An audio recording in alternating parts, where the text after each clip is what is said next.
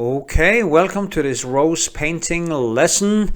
Because of some copyright issues with the original soundtrack, some documentaries and some music, I couldn't post the original video, so I'm doing this with a voiceover. After the introduction, I do a voiceover in every segment. You also find hyperlinks in description, so you can jump around in the segments. So enjoy the video, and I see you later. Hello YouTube. Today I'm gonna make a yeah, the fuck am I gonna make? I got this paste of a friend of mine called Leandro Cassiano. He's a painter, and he makes his own oils and makes it from in the old-fashioned way, and it's quite brilliant. He's almost like scientist. This oil has been laying in the sun it's made of camel oil, and it's cleansed with spirits like 40% Finlandia. It's been lying in the sun for 35 days, and so it becomes more transparent and colorless. It's called sun oil gel. It's quite funny. And he has mixed it with some silicon, powder silicon called, I can't really make it out here what it is. It's called pyretic silica, something like that. Anyway, I'm gonna post a link to his Facebook page so you can ask him yourself. What I'm gonna do today is I'm gonna paint this rose. This wild rose, beautiful roses growing everywhere in Oslo, and I'm gonna paint it on this canvas. It's like 26.26 centimeters wide, and I'm gonna make more like an impressionist painting. I'm not really sure if I'm gonna paint more than once on it. I'll see what happens. Maybe I do, maybe I don't. It kind of depends on how long the flower lasts, because these flowers doesn't last long if you cut them from the original plant. Here is the colors. I'm gonna mix this pasty into the colors to see how it will react and how fast it will dry. He is actually using me as a testing tool. He hasn't tested it himself, so it's going to be fascinating to see what happens. Here is more of his oil that he has also cleansed with sand and some seeds. You have to ask him about it. There's too many details, so yeah, I'm going to also use that a little bit in the same painting just to cleanse my brushes in between the strokes. Yeah. So what I'm going to do is just take off this. He's actually he makes this oil. He presses linen seeds, and from this he makes this oil, and it's quite fascinating. So what I'm doing, I'm just going to drip some of it on every color like this. That's the plan anyway. I usually don't work like this. I use ordinary oils and some turpentine, and for mostly I use the color directly from the tube, and just use the turpentine and oil to cleanse my brushes in between the strokes. But the point is that it's more like an intuitive process, so it's not something I think much about while painting. It's only when I use lasur and like more diluted colors I use more of it. So what I'm gonna do is just kind of get it into the colors, and after I've done this with all these, I'm gonna put the color on my palette and start painting. So yeah, I'm not gonna do this with the camera on. So yeah, wish me luck, and you will see the rest of the video after this. Okay, thank you for watching. Nice to kind of give something back. I get a lot of nice messages from people that actually learn something from our videos, and it's a nice thing. Okay, thank you, bye bye. Yeah, so here I made a palette finished. So now I'm just gonna start painting. That is, yeah. Okay. Okay, welcome to the first part 1 in this rose painting lesson. As you can see, I just start out with a point. I look at the rose and then I just try. What I do is compartmentalize, as I call it. I just kind of pick up some important points and I just put them in there. I try to see the whole thing as one, even when I do this, because I see, okay, how big is it compared to the format on the painting. And as you see now, I start to fill in. It is basically like a drawing process. It could easily have been charcoal or pencil or whatever. As you can see, it's just the same thing I would do with in the beginning with a charcoal drawing. As you also can see, is that there is toned canvas, and that is because I view the toned canvas. I tone it over 2 layers of gesso from Lascaux.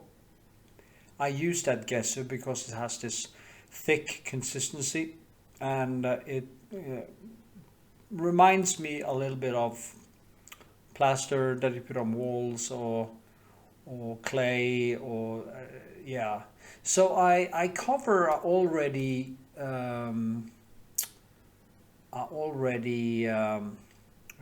prepped canvas, which they have done with probably a thinner gesso, just a wash over the original canvas. So I buy them basically finished, prepped the first time. Then I put 1 layer over to get rid of much of the disturbing canvas texture, and then I put in 1 more layer over that again, so that I can build some textures. And as you can see, I've used a knife or spoon or whatever you call it.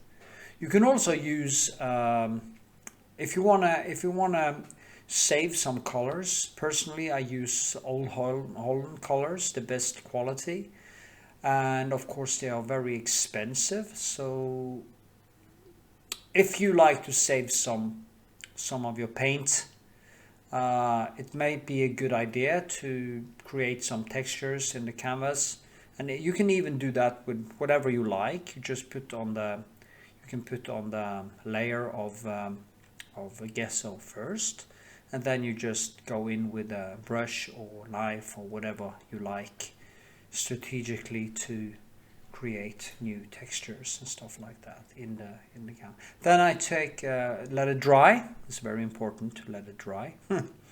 And then I use a wash of turpentine and raw umber. Usually I use the one from Winsor Newton, because it has this neutral tone, more grayish, as you can see there, neutral tone. The one from Old Holland is a little bit more reddish. Actually, the one from Michael Harding is basically almost the same as the one from Winsor Newton, but I prefer the one that comes from Winsor Newton, because it is basically what I like the best when it comes to the color I use to tone the canvas. So I just take a wash of that with turpentine, and I wash it, and I in, and now of course let it dry to the next day, so it doesn't mix with the clear colors that I start to put in now, as you can see. As you notice, this is a voiceover. I had a different channel and I was hacked and I lost it. And when I actually yesterday I was reposted this video on YouTube, and it didn't go through because of the copyright issues in the original file, which was actually Darwin's. I used the documentary Darwin, the Tree of Life, in the background as a sound, just to point to the to how evolution creates these beautiful plants and all the shapes in nature. I also used some piano music, which of course made this. I couldn't monetize it, but I made a claim of fair use, so that original video might later pop up beside this video, so you can actually see it with the original file, original audio. So, but in this one I'm doing a voiceover, as you have now probably noticed, to talk about painting. And yeah,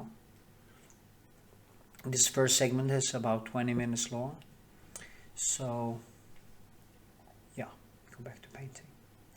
Here you can see it is just, I just try to yeah, you see here I just put down the different I just look and I see something and I just pick up some shape and I just put in a brush. Almost it is basically, what I'm doing is basically the same thing as the Impressionists were doing. The only difference is that I do it in the beginning, I do it that way, and then I just keep adding on layer upon layer, as you will see later in this video, where I basically coming closer and closer to the object that I'm trying to paint every time I make a choice. And here, yeah, as you can see, in the beginning here I used the toning as basically as shadow, but then I go in and add more darkness, and here is actually a leaf that I'm starting on. As you can see, I put on some darker color, and then I went over it with some white, and I tend to mix my colors mostly on the surface,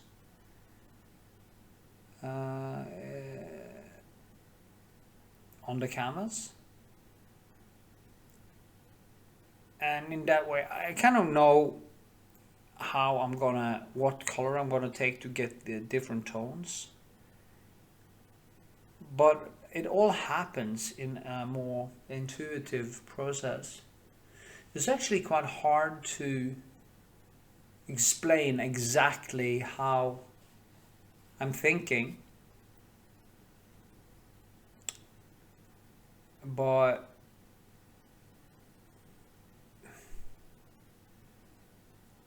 yeah, some more painting is easier for me to talk about it. I say this all the time in my videos, that I think more like a sculpture. You see I'm looking down there to my palette. Of course you can't take random colors put in. They have to be closer to where you want to go. Now this painting yellow like this is quite difficult actually, because it has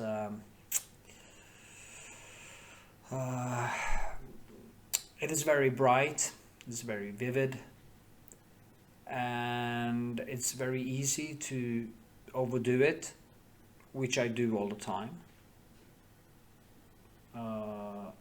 But then again, you just have to keep on adding and failing. So it's kind of fascinating to look at myself paint. Actually, I usually don't do that. I basically don't watch my own videos. I just make them. And seeing myself paint is quite strange, actually. Almost like I'm learning from my own painting. And that too, which I usually say to people,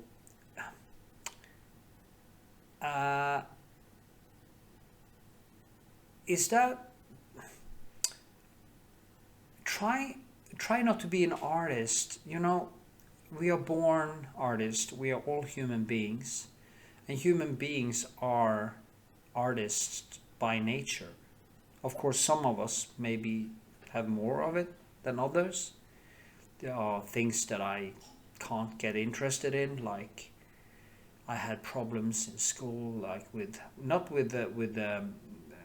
nature studies and stuff like that, but grammar and math and stuff like that was not my thing. My thing was creative work, more like this. It was figuring things out. So in a way, this is since I wasn't a good student in school and didn't go to, I became a welder actually, instead of going to college, as it's called in America.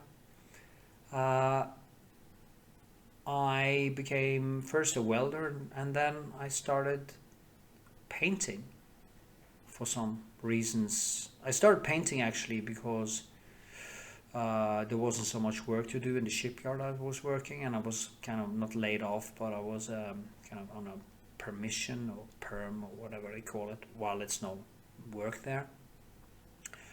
And a girlfriend of mine called Heidi was kind of sick, and the only thing I did was go to the gym and train and sit in cafes all day and drinking coffee and chat with my friends and stuff like that. And she said through blyant or like charcoal thing to me and said, get a hobby. And I tried it out. And when I was a kid, I was a very, very creative kid. So I was basically like, I found myself again in the creative work. And I was kind of loved by first brush stroke or first drawing. It was like instant flow.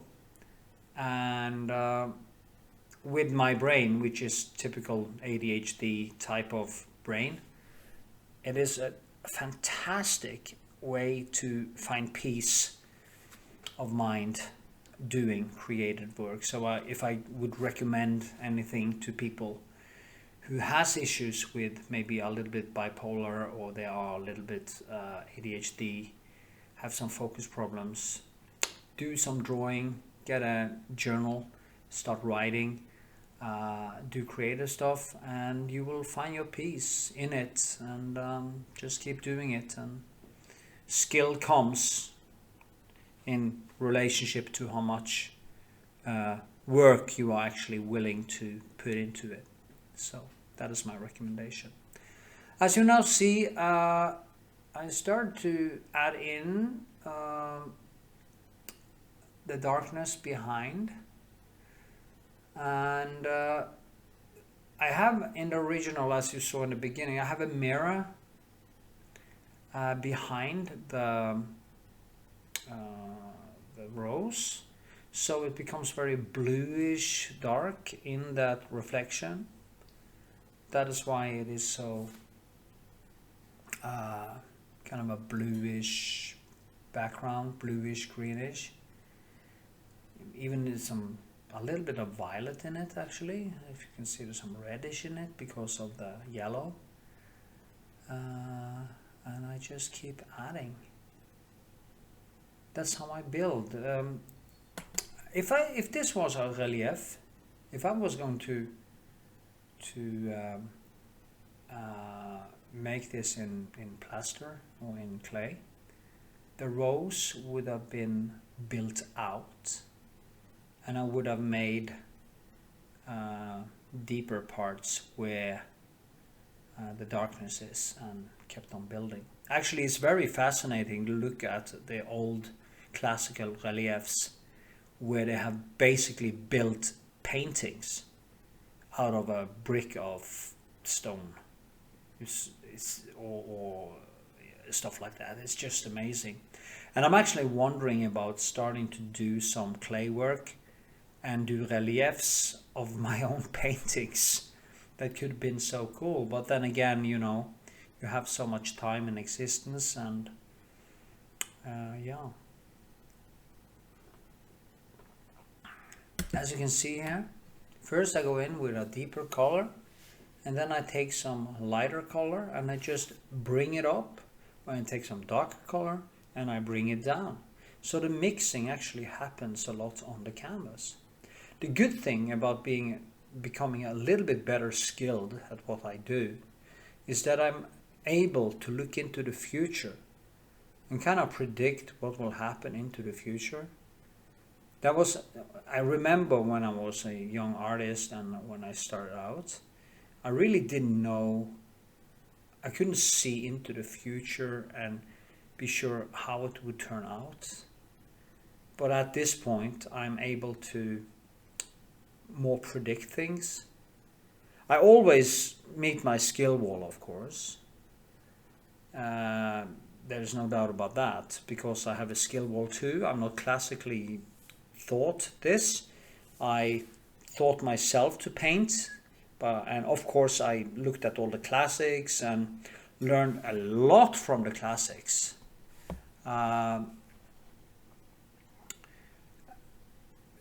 I also learned the most from actually failing, because when I had painted for a long time, and I went to these big like the Frick collection in New York, or Tate, or whatever you go, or even in Norway, and you look at the paintings and you see, aha, yeah, this person did that. That is my experience too. And then you get a reference point to see why you should do it in this certain way. And it's really a good thing. You don't need teachers that are alive. Actually, I think that having teachers that are alive can be a problem sometimes, because you will maybe get too hung up in a personal relationship with your mentor, and you will start to look like him too much. So maybe it's better that your mentors are dead, or not, or maybe like this, that you are watching my videos and you are learning from my videos, and I can explain things to you.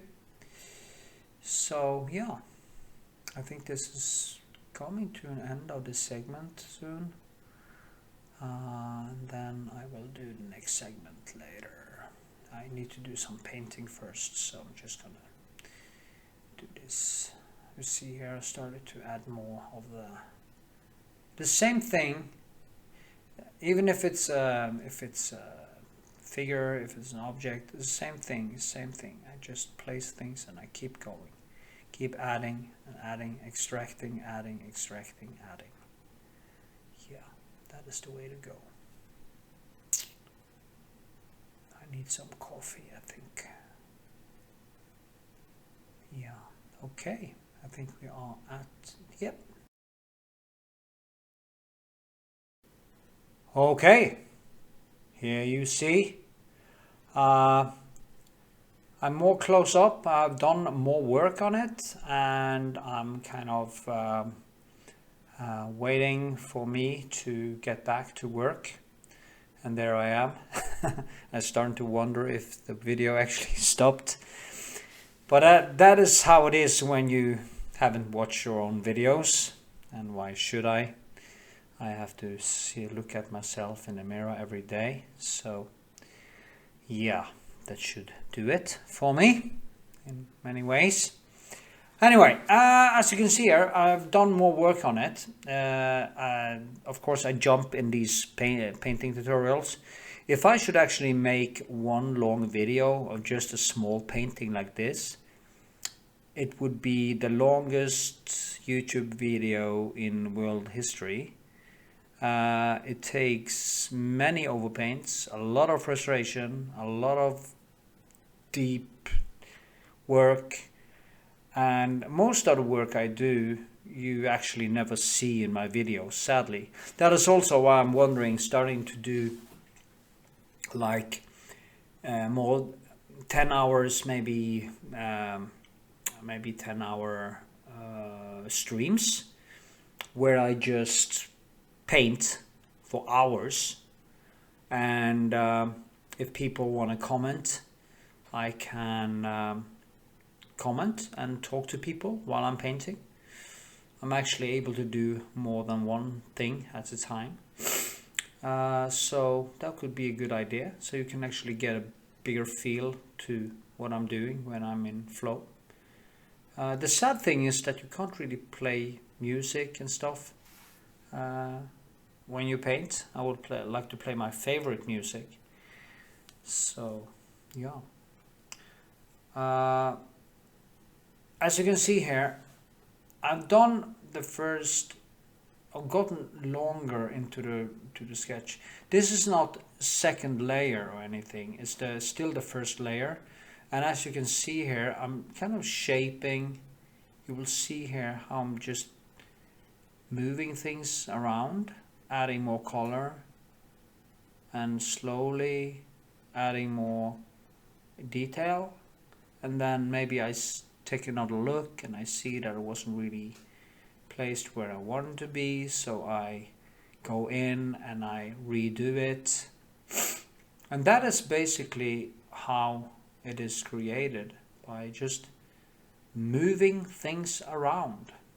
The best thing is, of course, to get it. So I did measure there a little bit. The best thing is to get it as perfect as you can. But since I'm not using a projector or any tools like that, and I do not draw it up in the beginning.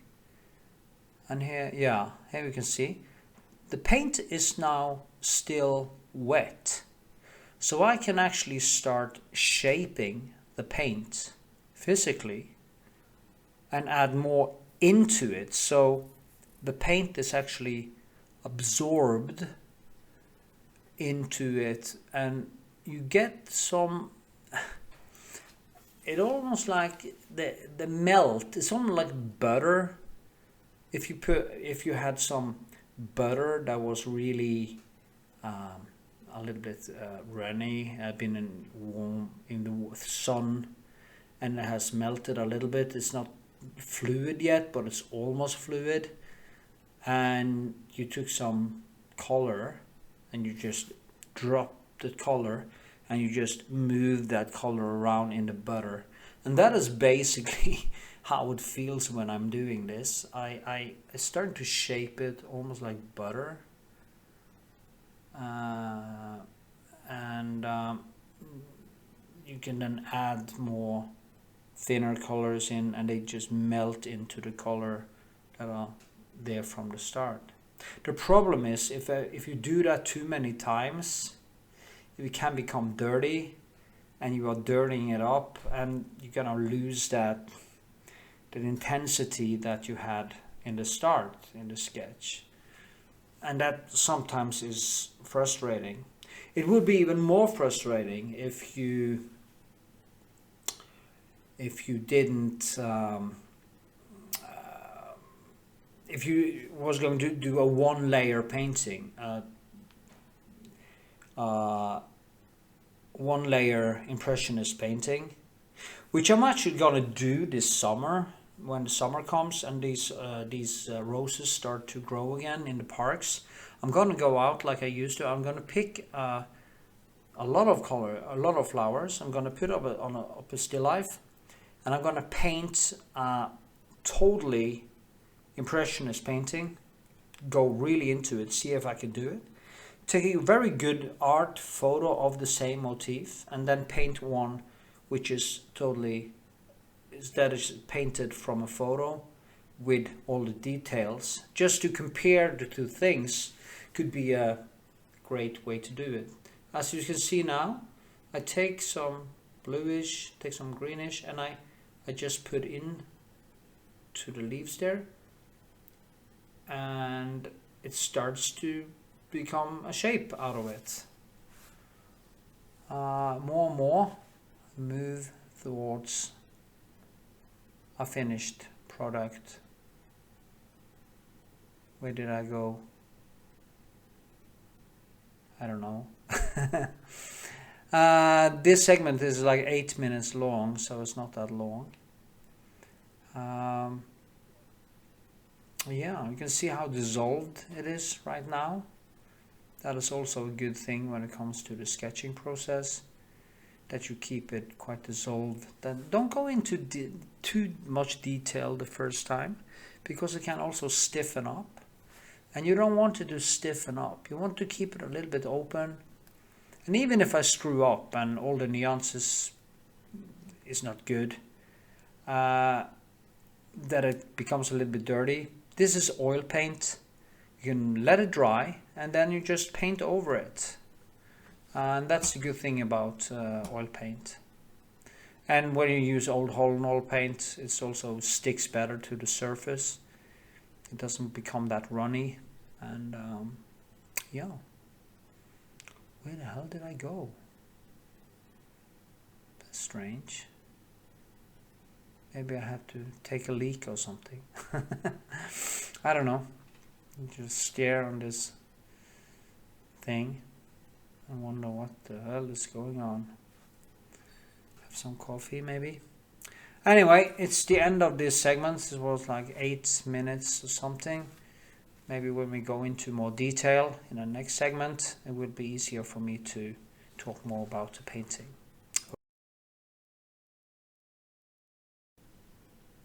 Okay, welcome to segment number 3.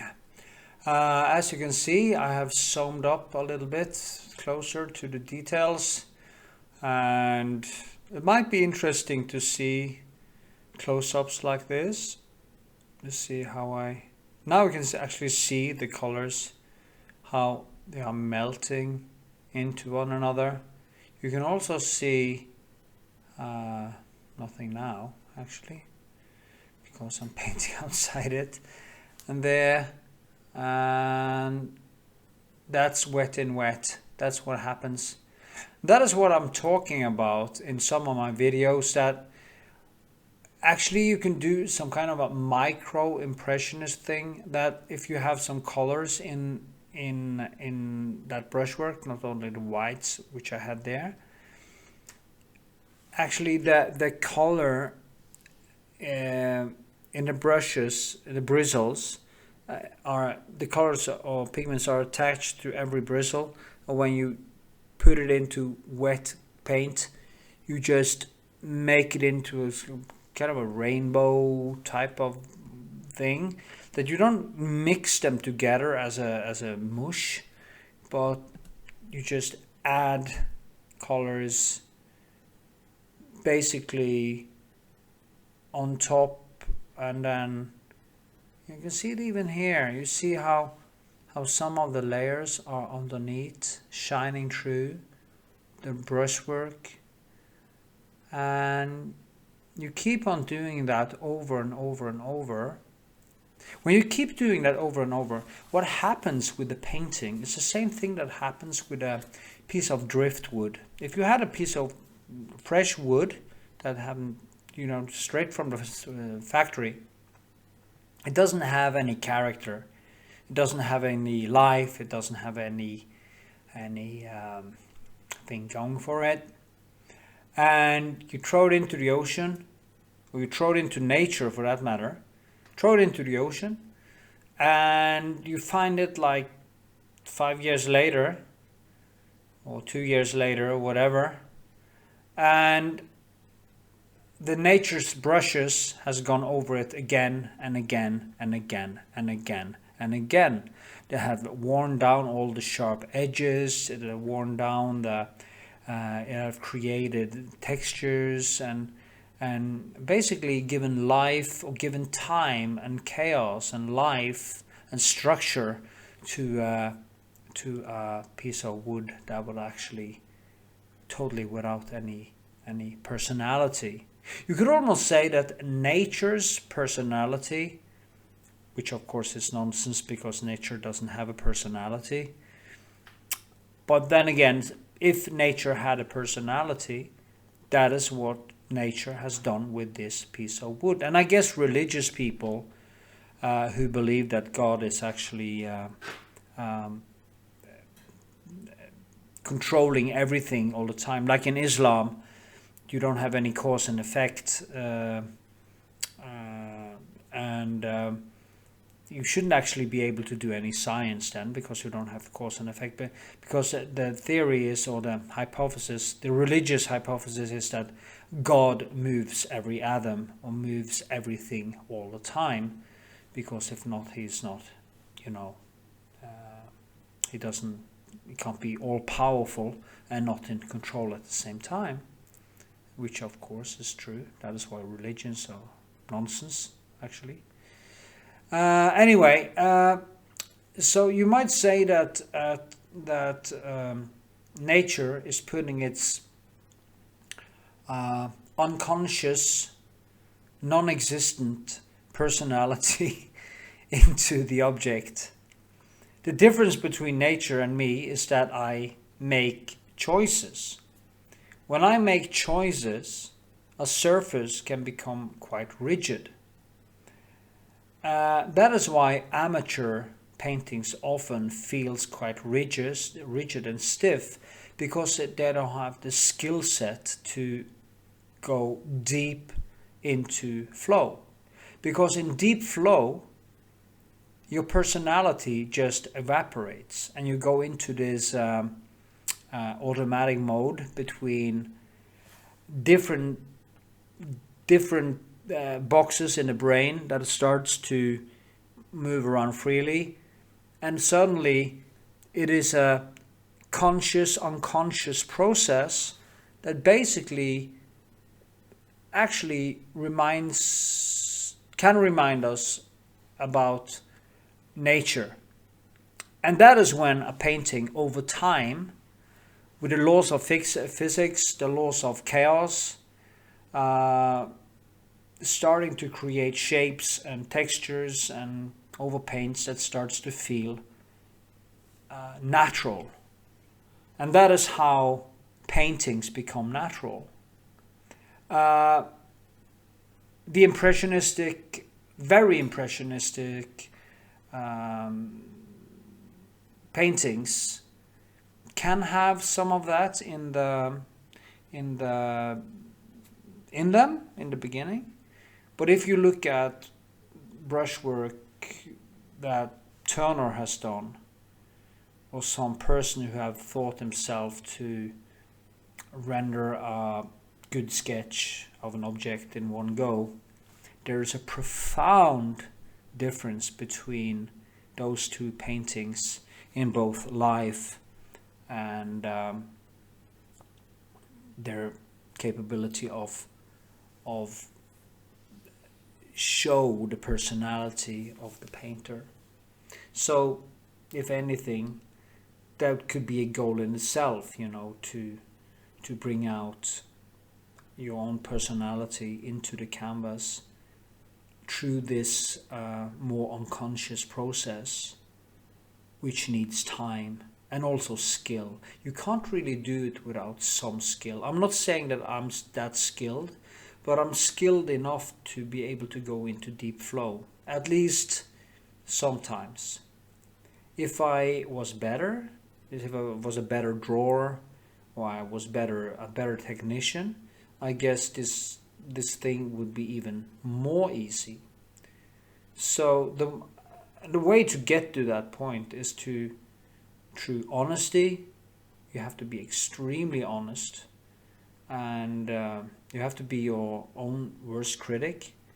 You have to be totally ruthless with yourself, and also find an objective standard that keep your feet locked to the ground. You know, the planets are locked to the ground, or everything is locked to everything through gravity.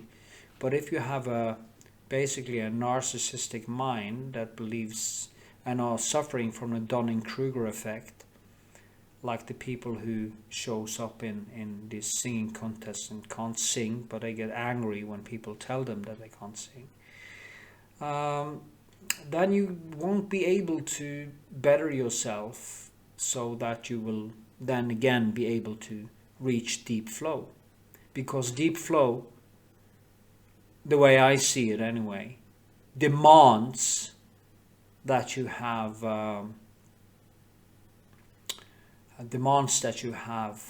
honesty. And I must say that artists are not the best in this. The most honest people, I will say, you find in science. You know, when people are really good scientists, that is when you find this complete honesty in people like Carl Sagan and other people who are really deeply involved with truth. And now Carl Sagan wasn't that great of a scientist, because he didn't do much science in the end, but he was a great voice for reason and science. And you have Brian Cox, and you have Freeman. He was unbelievable, you know, his honesty when it came to both life and everything. One of the most honest people I've seen is actually the late Christopher Hitchens, which is one of my heroes. He wasn't a scientist but an author. He was also an extremely honest person, a person to be emulated, as they call it. Now you can see me here just doing more. Yeah, you can. I'm kind of fascinated. I don't know what it is, because in the beginning when I was painting, I didn't appreciate brushwork at all. I didn't even understand it. I didn't have the empathy to understand real. For some reason, I didn't have that empathy to understand real painting. And it's a strange thing, because back then I thought that everything should just be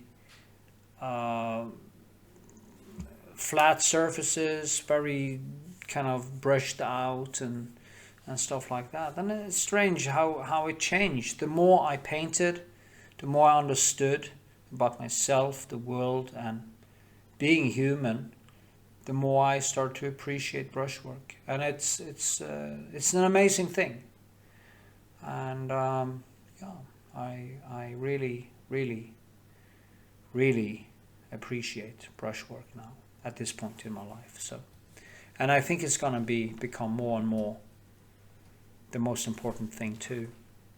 You know, the motif is only a result of hours and hours and hours of choices, both conscious and unconscious choices. And the more you paint, the better you get, and the more you will appreciate what I'm saying. So, you know, and painting. There's no doubt about it. At all, actually. Yeah. It's fascinating to see, actually. It's strange that I should come to a point where I became a painter. Well, I see you in the next segment. Oh, hear me in the next segment. Okay, here we are. This one will last for about 20 minutes. And I'm still not there, but there I am. I can see my shadow. Now, I don't know if this is the second layer. It might be the second layer, and we'll see that. I think it's the second layer. It's going to be easy to see in how I might be the first one.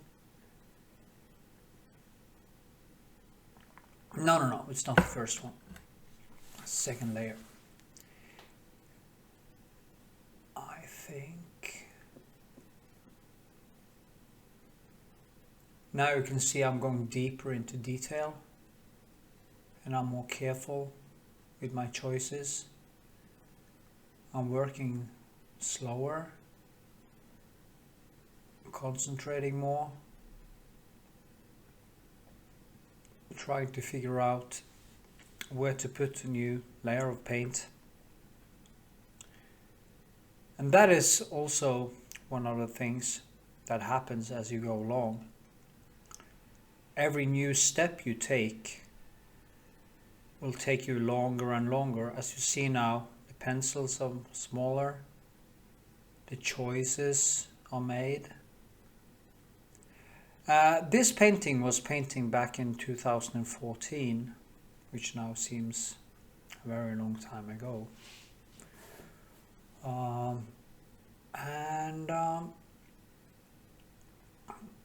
I clearly remember how difficult this painting was, because it was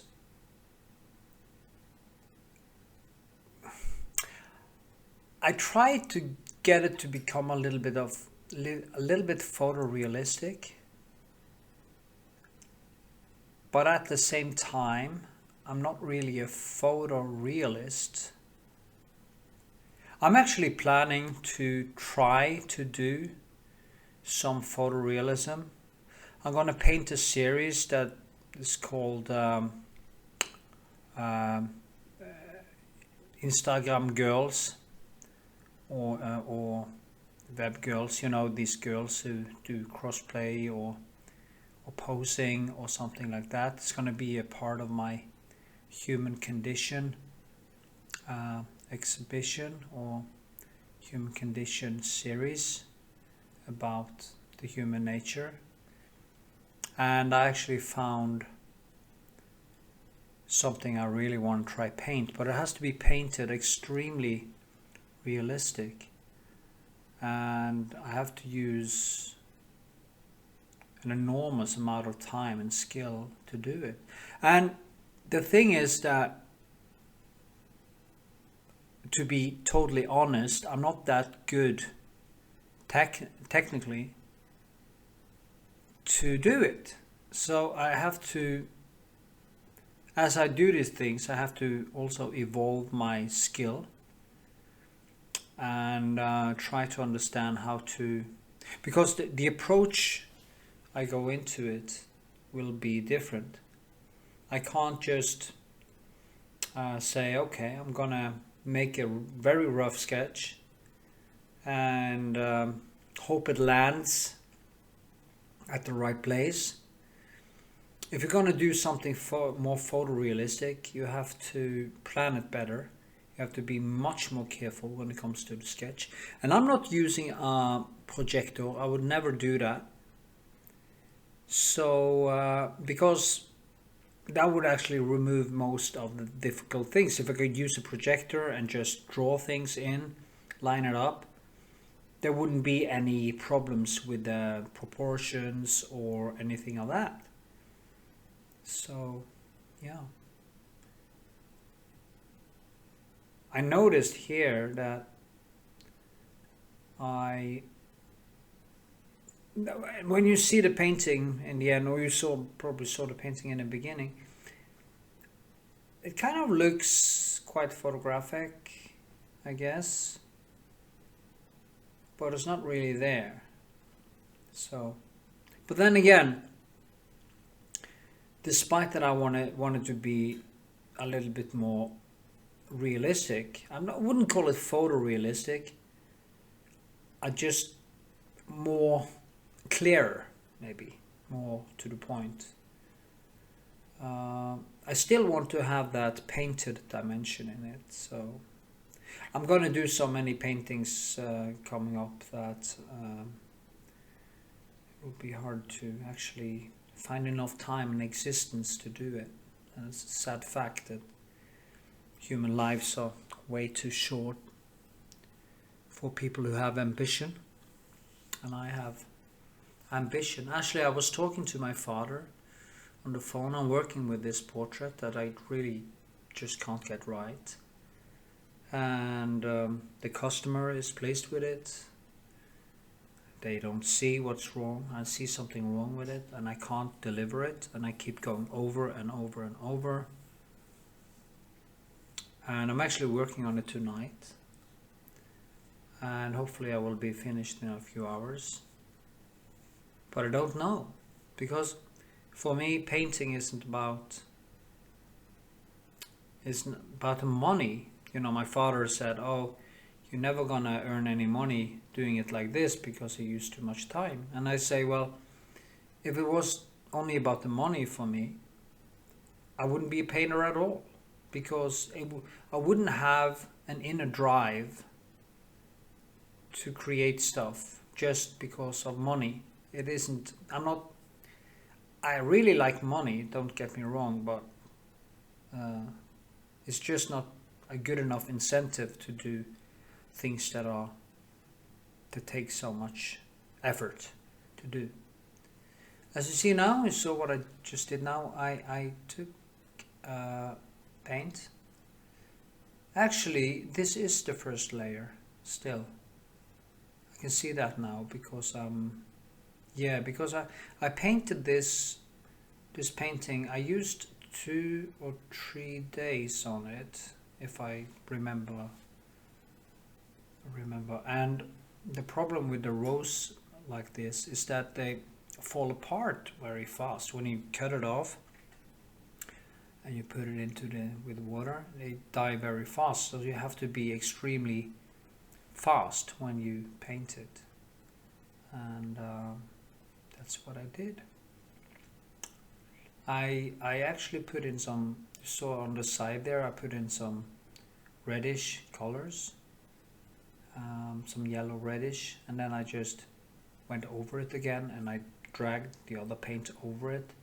And that's the way I kind of create nuances that are basically mixed on the canvas. You can see now I'm really trying to focus.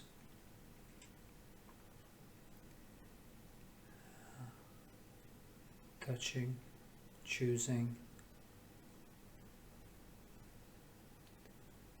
First I line a little bit maybe, and then I remove the lines again.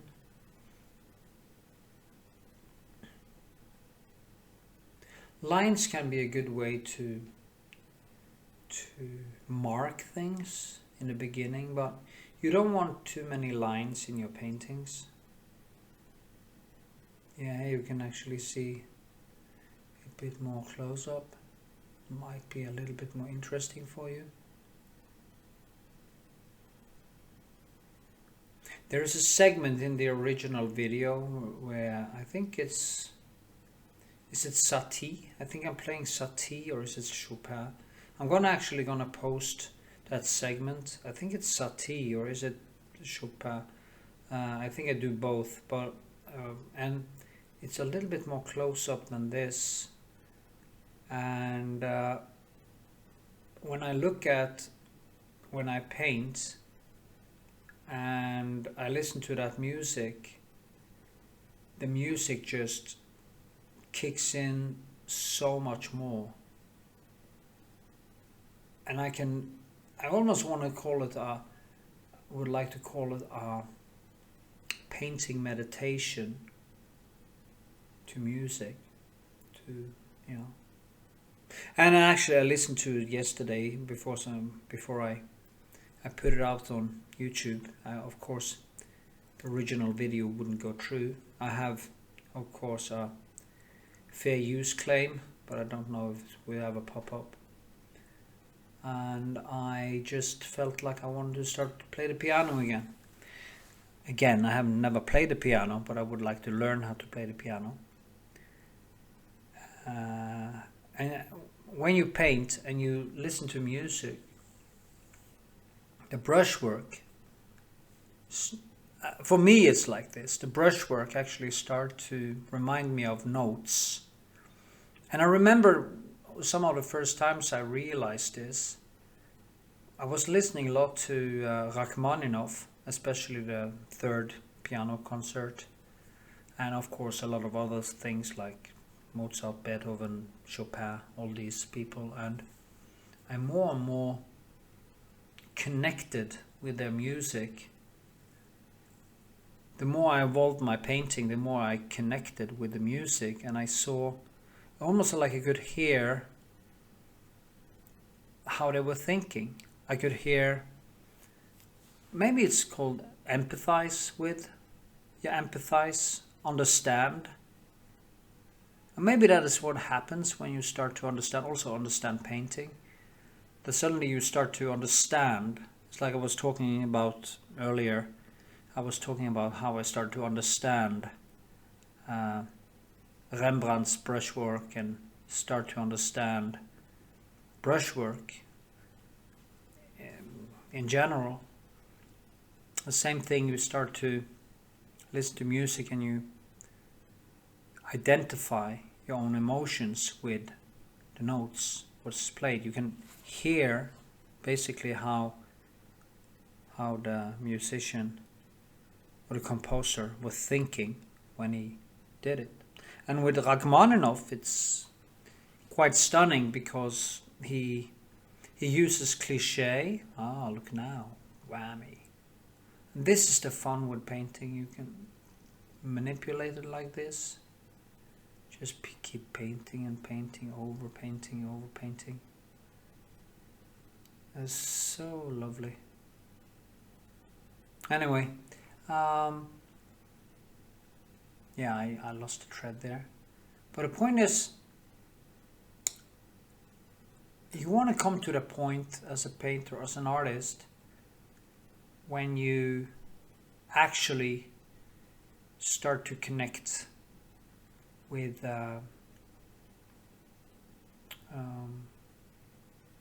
honesty. It's not that easy to explain. I wish I could explain it.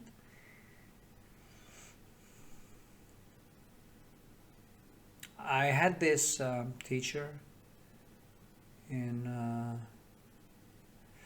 art school. He sadly died. He was sad, actually, only became 60 something. And his name is Krzysztof Nasilowski. He was a fantastic sculptor and drawer from Poland, with his deep dark eyes.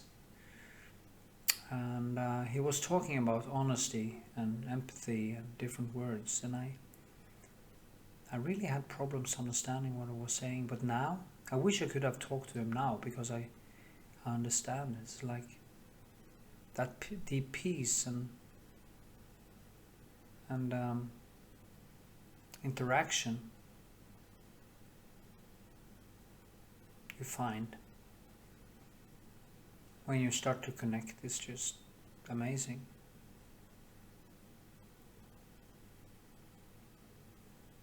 I saw this thing on Instagram. I think it was this woman who did all these performance things, and I just commented that that is why art is dying. And she was talking about her art, and it was just babble. There was no coherent speech. There was no substance to it. It's just everything she was talking about was outside of her. She didn't reveal anything about herself in it. Not that you necessarily do that. There was nothing she did that was actually skill-based in such a way that she could loose. You know what I mean? It's like you do stuff, but you don't connect with it. It's like today when I told my father that it isn't that I don't want to be finished with this painting. It's just I just can't finish it. I can't get to the point where I'm pleased with it. And I realized that despite that my father is a fantastic person and has been there all my life and full of love, and I have a great childhood actually when it comes to my parents. Great parents. He can't really understand what I'm talking about because he has never actually gone into anything that deep. He has never been an idealist on the level that I'm talking about. So he doesn't understand it. He doesn't empathize with it. My mother is actually more like me. I'm like her, to be more correct. She's more of an idealist. When she goes into things, it's just with both feet. There's no in between. There's no compromises. And my brother also have some of that, but he's more toned down. I have the best and the worst of both of them, so I guess I have to struggle with that for the rest of my life, and that's fine because it makes life really burn bright. So yeah, but my father can't understand why I can't just say, okay, fuck it. Nobody else can see it anyway. It is because the reason why I paint is it's so personal, and it is a challenge. It's a challenge. I just needed to get better. I can't stand not being able to reach my goals. It doesn't matter how many more hours I spend or how much money I lose or anything. It just, as I said, well, the customer is pleased with it. Well, I'm not pleased with it. And that is the only thing that really matters in the end. And if I can get better, if I can do better, that will give me a good death. When I close my eyes for the last time, I will be able to think, well, I really tried, and at some points I succeeded. And as I told my father, if I should only be here to watch TV series, earn money and eat pizza and have fun, or don't do anything that really touches my inner being, existence in itself would just be totally meaningless. Then my last 30 years in existence would just be a waste of time, a waste of space, basically a waste of carbon. Yeah, and that is my view on that. So, yeah. I hope this makes a little bit sense, because if you think, why do you paint? Just do it because you love it, because you want to achieve something, because you want to challenge yourself. And that's all what is needed. Nothing more, nothing less. Yay. Guess I see you in the next segment. So, hear me? You hear me? Okay. See.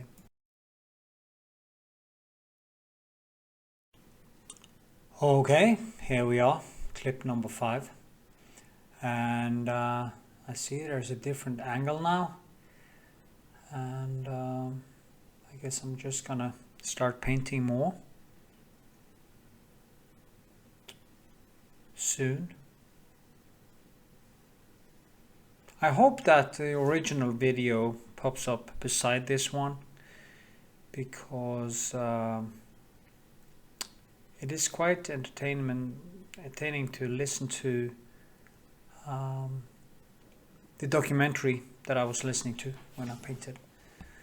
But anyway, here you have me talking what I'm doing. I'm just basically doing exactly the same thing. You can see the rose here. how complex it is. I did actually take some photos of it, and sometimes I have wondered if I would paint one of the whole thing, the whole still life, and go all in with photorealism. Maybe I'll do that someday. Maybe not. Maybe I should just move on. It's hard to say, actually. Actually, I've been working on that thing that I couldn't finish, and it's getting better, so it makes me happy. It is kind of, you can see here, I also use my fingers a little bit sometimes, but you can see that the concentration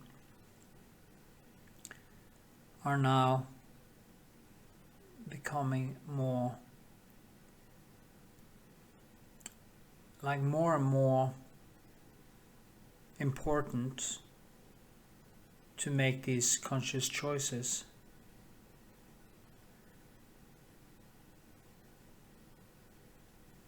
It's strange to think about that. The difference between the human and the high apes, the chimpanzee and the gorilla. Of course, the gorilla is further down the line than our ancestor, the chimpanzee. But they say it's like 8 million years that differentiates the chimpanzee and humans, if I don't remember it wrong. I guess probably somebody's going to correct me. I could Google it and get it right now, but it's not about that anyway. And our brains are actually, what is 2 to 3 times larger than the chimpanzee brain. And all this matter, this brain matter, is doing a very strange job right there and then when I'm painting here. It is kind of absorbing the details, and through my brain, all my neurons firing, it is transforming the impressions from my fatty brain onto the canvas. And it's amazing. And that is why, as I said in the last clip, that our brains, or that you get your personality is transformed from the real Rose, through my brain over to that. So my personality is basically coming in between and over into the canvas. And as I also said, the more skill you have, the more of that personality will be able to be transformed into a painting, a visual representation of reality. It's weird. Consciousness, how consciousness can... No other animal sees nature like we do, or see ourselves like we do through introspection. There is no other animal that does it. There you can see. Okay, there's another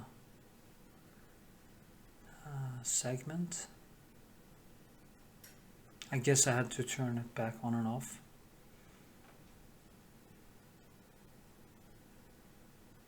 So deep concentration.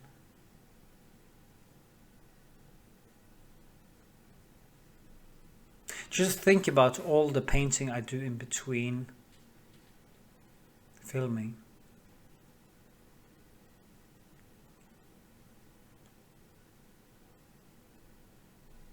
Yeah. It's unbelievable.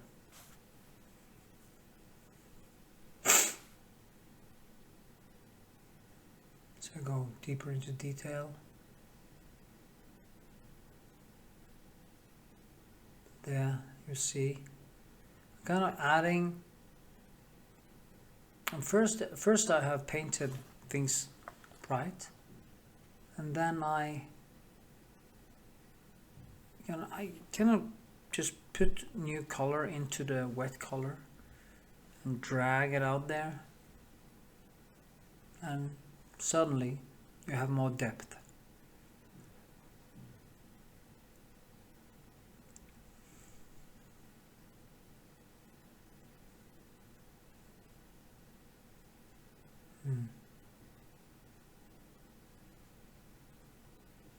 It's funny how that other painting can wear me down. And even when I talk in this video now, I can feel that my concentration is a little bit off. There's not much to say actually, because I'm not really doing any big changes. See, I kind of just, I paint often wet and wet, and you see I just drag everything out there. So you see I actually use some of the background color there with new color, just to kind of make it come together.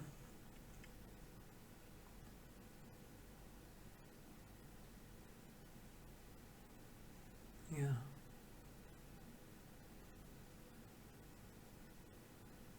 I do it again, using the background, back and forth, toning,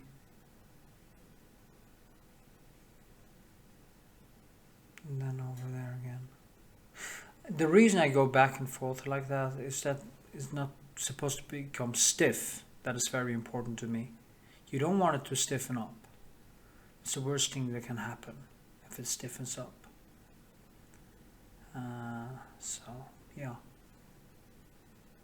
here too, I put it in white, and then I do some more.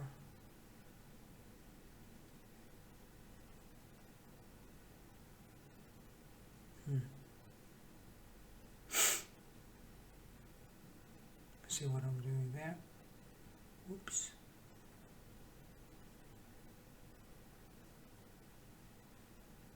Sometimes I actually do some, take some freedoms with shapes. Maybe I make them a little bit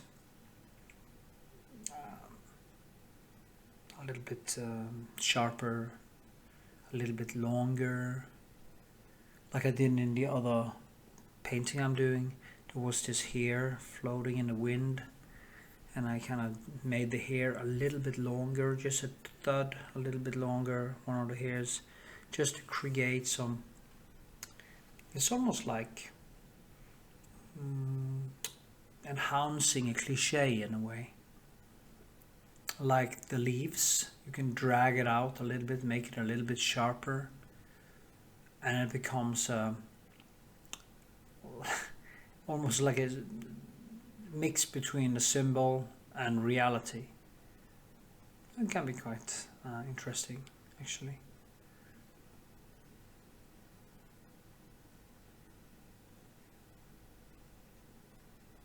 Now, there are many reasons to paint still lifes like this, and of course one of them is that you have a model that, okay, in this situation where the rose actually basically started to change before my eyes, but if you have an object, it can be a cranium, can be an apple, can be anything,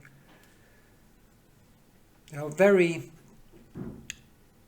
good models, especially things that are already dead. You've seen videos with me where I keep changing the apple as I paint, and also onions, which is growing out of its good skin before I manage to do anything about them. But then I have a lot of objects, both in my freezer. I have a lot of I have a pig's head, I have lamb's heads, I have sheep's, I have dead birds, I have everything. So you just take them out and you paint them for a few hours until they start defrosting, and you put them back in the freezer again. But if you have a cranium, I have a lot of craniums also, or heads, and bricks and stuff like that. I would really recommend that you do paint a lot of objects just for the training. I had this conversation with a woman that is a patron, and she asked me about what I thought about a dog she was painting, and she hadn't stuck, and she told me it wasn't the point to be a photorealist, and she hadn't stuck to the photo, and that probably gave her problems that she didn't know how to solve, because in her brain she wants it to look like the photo, but she hasn't painted it like the photo. Not even the surroundings were the same.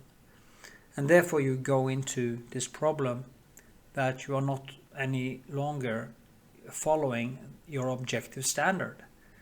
And when you stop doing that, you lose the oversight over the thing, and you start fencing in the dark. So my advice to her was basically to start over and try to come as close to the photo as possible, or the object as possible.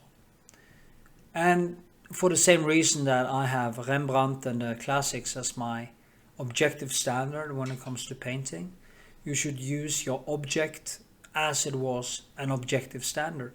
The closer you can come to the painting, to the object you are painting, the more likeness you can get into a portrait, or likeness into an apple, or whatever object you are painting, the better you are. And the less you do that, the worse you are.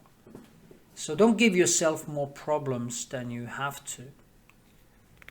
And be careful for what commissions you take, because some commissions are really impossible to do because of the photo material you get or whatever. You should actually take your own photos too. It's a better way to do it. So yeah, that is my advice as a painter. Have an objective standard and stick with it. That's the best you can do. So yeah, I guess this segment is soon over. And, sorry for not talking about painting all the time, but I think a lot of other things are also important to know than only paint. So I guess you hear me in the next segment, hopefully. And yeah.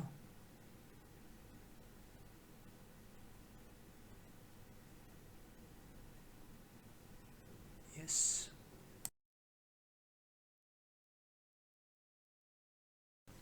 Okay, welcome to part 6. I guess I'm just gonna do some more painting here when I get back.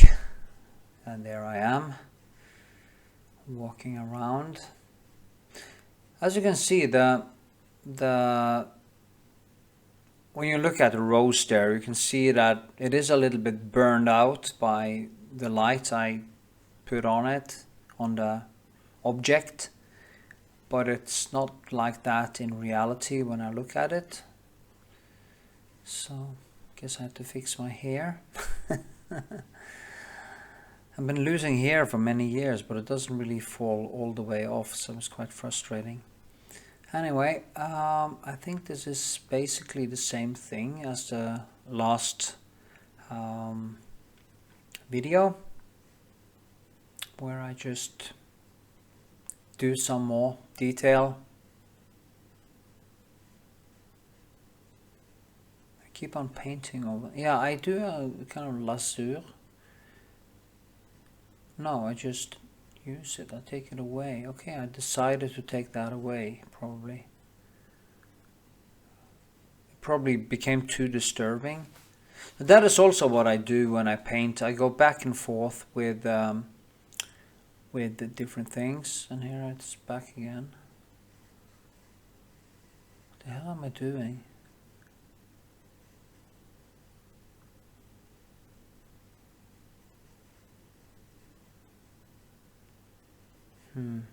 I think when I did that piece there on the side there, there's something I see,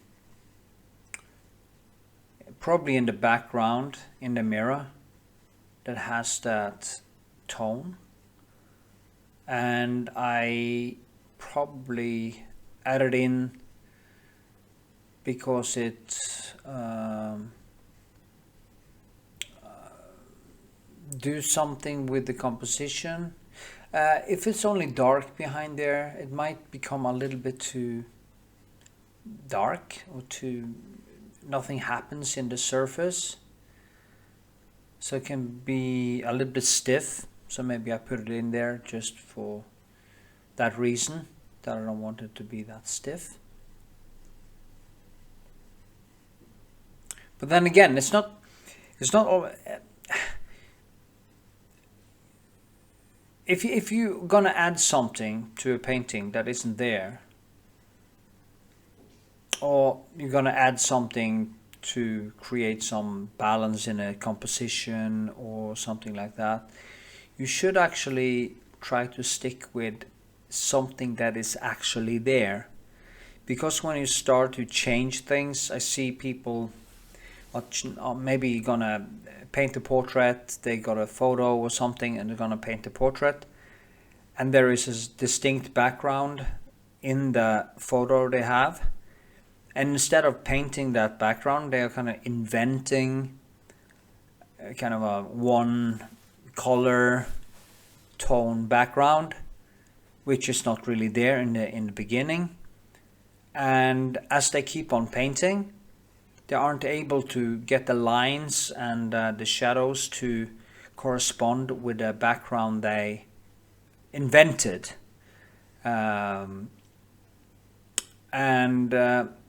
They become frustrated. You can't really see what's wrong. And that is because they didn't stick to the main object. You can play with it the way I see it, to make something. You shouldn't change.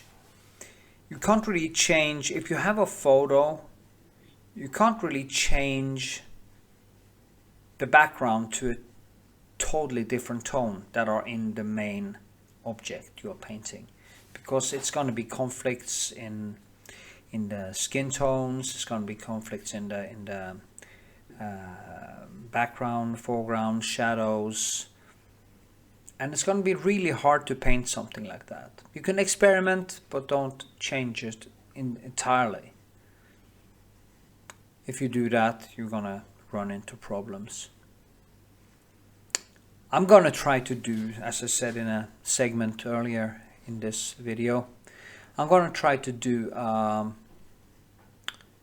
total...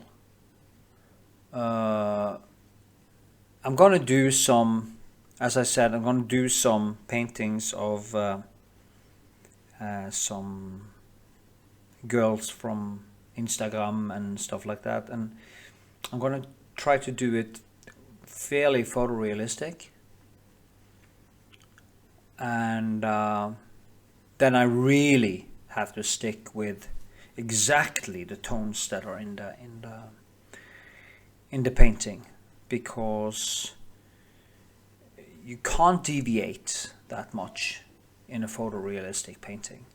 I also actually took some, I have taken some photos of still lifes, heads, sheep's head. I have my freezer full of sheep's heads, and have a pig's head, and I have a lot of stuffed birds and everything. And I wondered if I'm gonna do two things. I had taken some good photos of some of the objects, but I also think I'm gonna take some art photos of the objects with a tungsten film with my 6.7 RC Pentax camera, old style, and paint one from paint a series of object painting still lifes, but paint one from a photo and one from real life, just to see the difference in tones and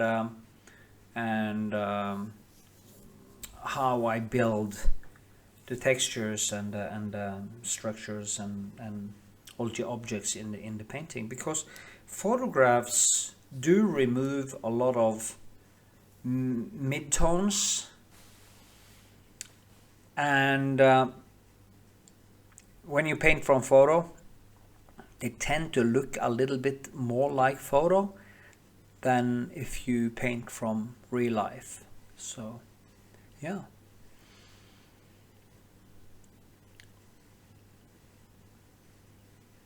I noticed that actually, because I painted these roses live, and I have done one of the same roses from a photo, which I'm gonna actually post a video of in not so far future. And there's a profound difference in how I approached it in real life than how I approached it from a photo. There's no doubt there's a big difference there, and that's a good thing. It's two different things, and in my opinion, as a painter, you have to stretch yourself into different realms to do some, maybe do some impressionist art, some very clear, some from objects, some from humans and stuff. So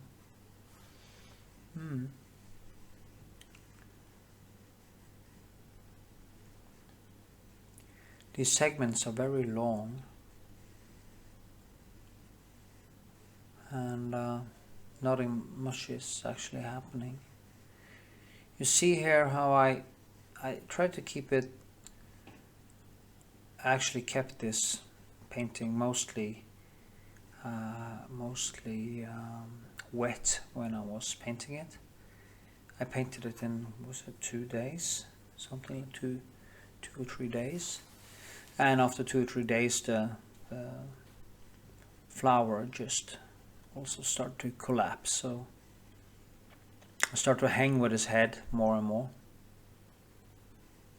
And I always have problems with sticking to one shape. I've seen the classical, when the classics painted these still lifes, they took a sketch and maybe they sketched up and they stuck with it. And that is also something I have to learn. If I sketch up something, and the thing, if it's an onion or flower or everything, anything like that, if it changes, I should just stick with the first sketch instead of trying to change it over and over and over again. Something that becomes very frustrating. I actually wish I had a bigger canvas in this painting, that I got in the whole bottle and everything around it. But that's how it is.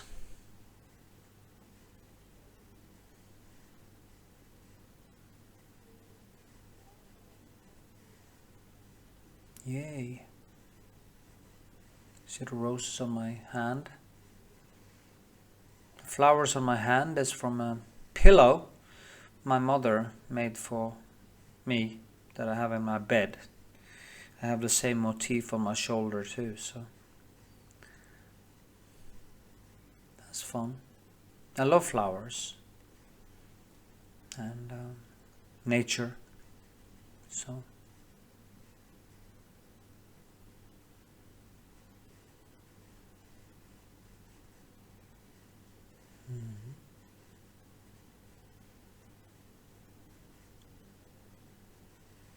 see if I can do some more painting. Yeah, you see, I'm starting to, I filled in some more reddish. I wish it was a little bit more close up in this. I think so. Yeah, the next segment will be very close up, so you can actually see. That next segment is actually my favorite too, because I play some really nice piano music in the original. And I might post that segment for itself, because the brushwork and that piano music are corresponding in such a great way that even when I look at it as the painter, I get calm by watching it. So yeah, I think I want to do that. So the white is always difficult. If you do too much white, you tend to die. And it's so easy for the eyes to get fooled.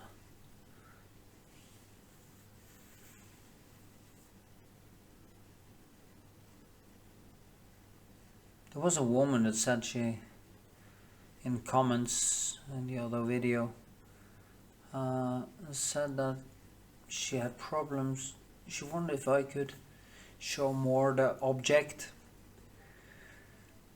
and the painting when I paint. So what I'm wondering doing in some of my other videos is that I have the photo or the object in a photo at one part of the video while I'm painting, so you can actually see the subject or the object I'm painting while I'm painting and see how it evolves. But then again, you will say, oh, we did a mistake there, it doesn't really look like that.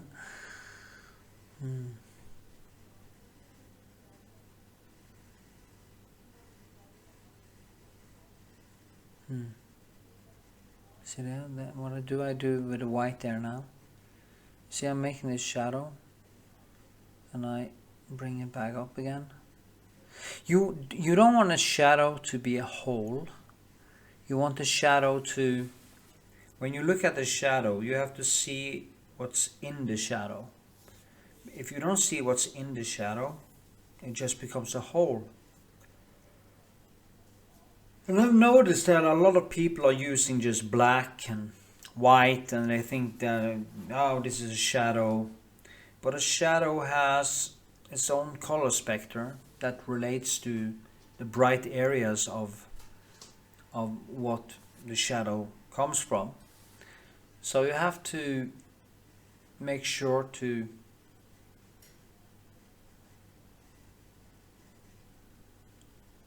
get colors into the shadow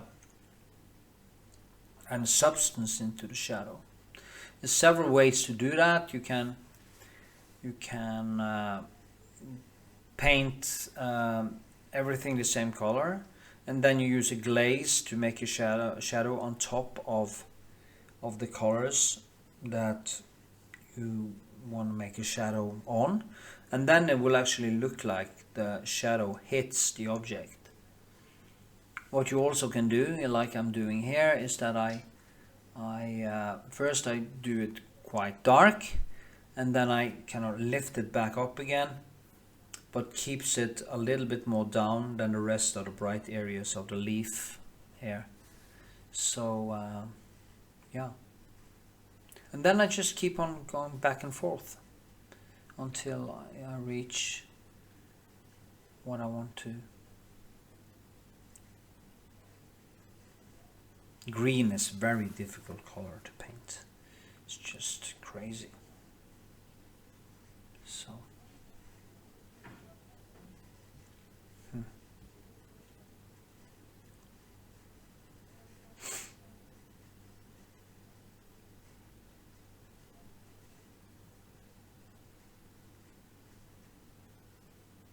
let me see. When I start to concentrate like this, I start to mix a little bit of the colors on the palette.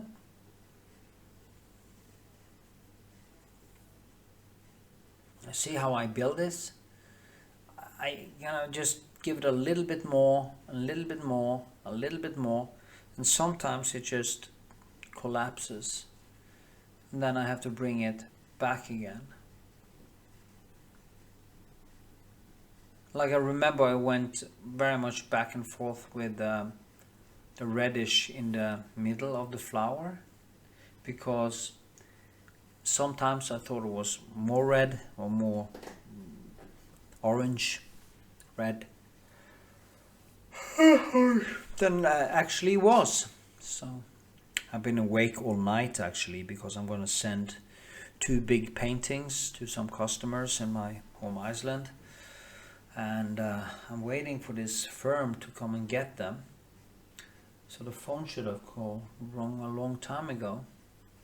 I've been awake now for 24 hours and it's starting to drain on me a little bit. So that's what I was. Yeah. Now I'm going in with there I did the same thing. First I went in with a dark color, and then I kind of brought it up again by putting some more lighter colors into it. And you can manipulate that back and forth until you find that right shadow. And then you can actually let it dry if you don't paint the flower or rose like I'm painting here.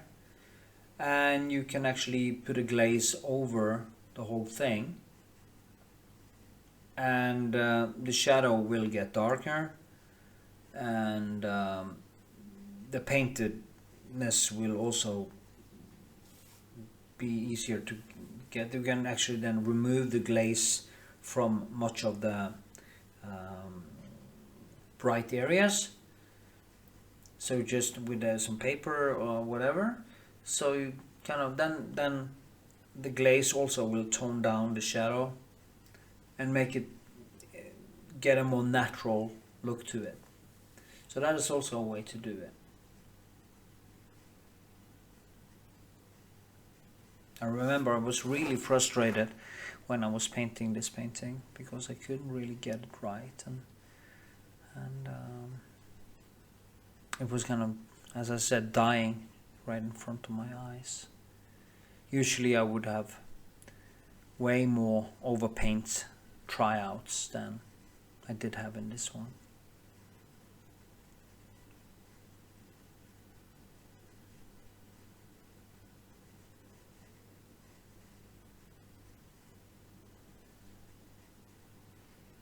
Starting to get to the end of this segment, so I hope you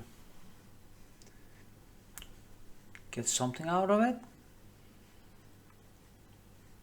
See here, I do, then I tone it down, and then the shadow was shown a little bit better. Well, I guess I'll see you in the next segment, so let's go.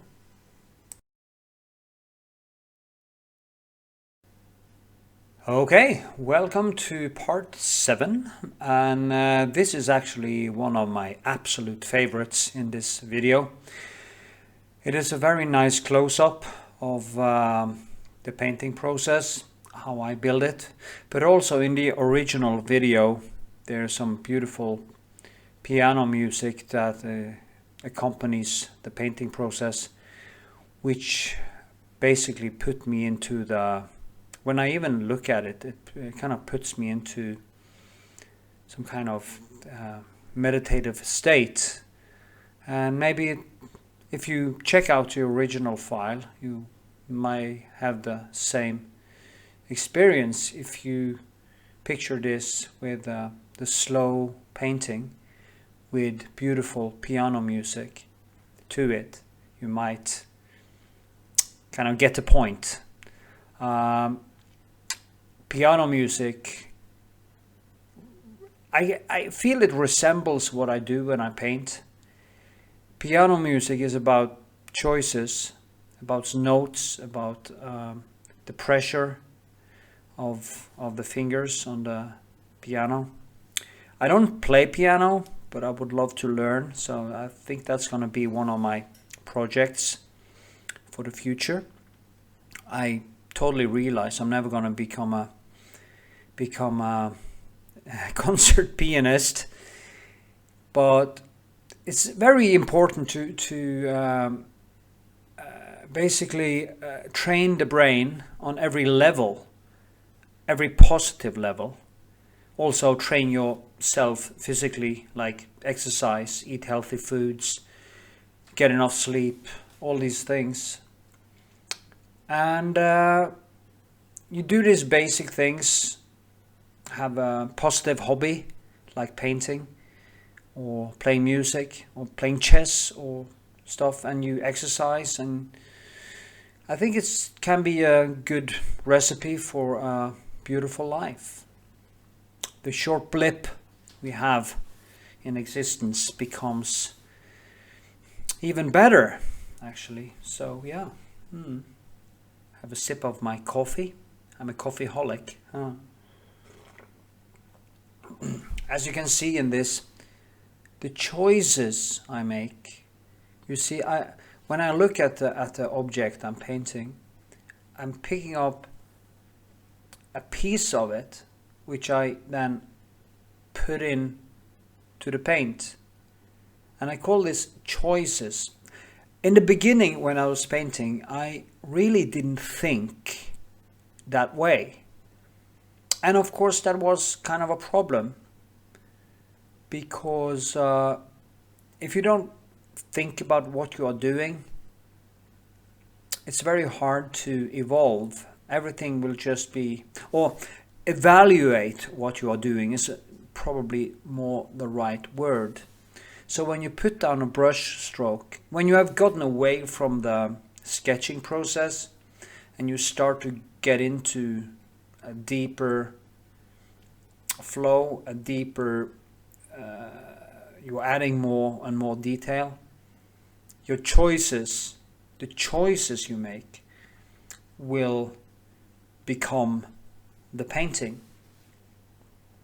And it's easy to say, I know, it's very easy for me to say this, but it's a hell of a struggle doing it. So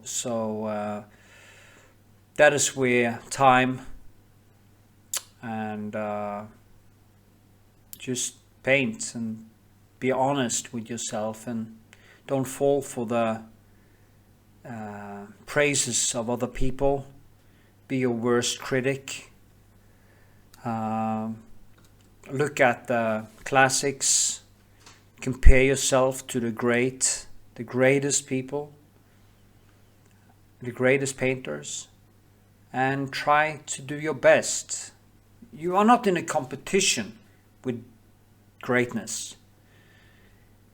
Greatness can only show you where to go or what to aim at.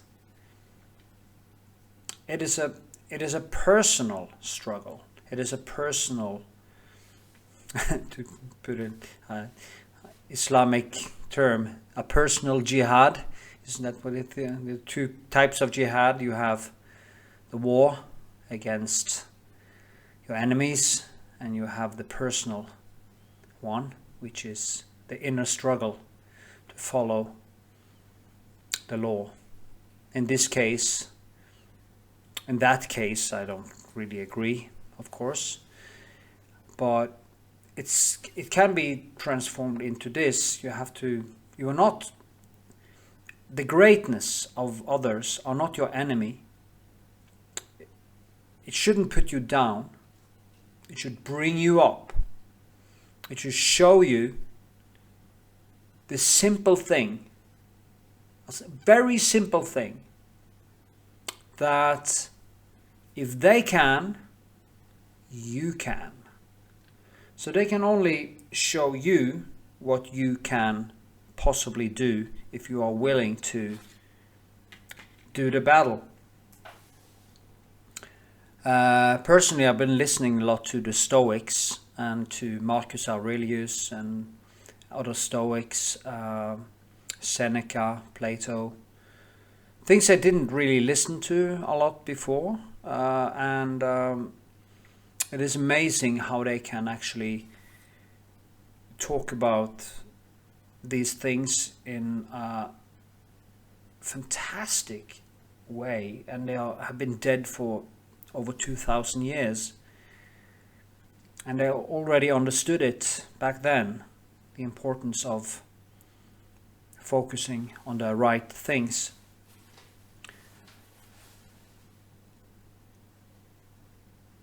Yeah. Also listen a lot to Jordan Peterson, his lectures and talks, which I also find very inspiring to go deeper and do my work. Okay, I'm not talking much about painting right now. You know, the painting to me is something I do. Despite from when I talk about it in my videos, I don't really talk about it a lot to friends or to other people. I talk about politics, I talk about the universe, I talk about existence, I talk about things that, you know, things that matters to me on a personal level, and of course for humanity, which interests me a lot. That is why I also try to learn something new every day, something about history, something about science, something about the human condition in general, because it makes me able to understand myself more.